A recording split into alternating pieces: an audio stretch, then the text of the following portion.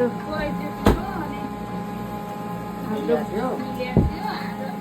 आज मिलेन हाम्रो बुवा र मम्मी गएर मलाई आइते पुवा बनाइदिनु थाल्नु भएको छ। इस, यसो बुवालाई पनि चलाउनु दिनु के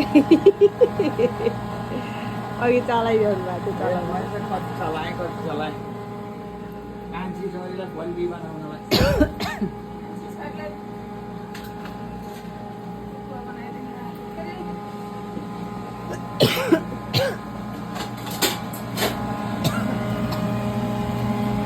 यो ओखती कुवा हो क्या औते कुवा होइन ओखती कुवा यो औषधि सबै कुरा जडीबुटी मिलाएर बनाएको नेपालबाट ल्याएर के हाल्नु त?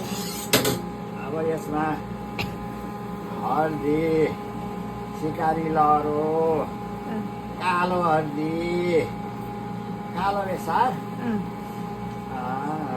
ज्वानो मेथी सम्प पाखनबेत सबै कुरा राखेर बनाएको औषधि पुवा हो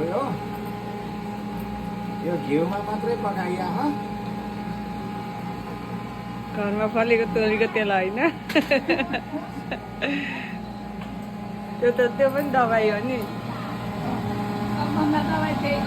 सबभन्दा दबाई चाहिँ यो घरमा परेको तोरीको तेल।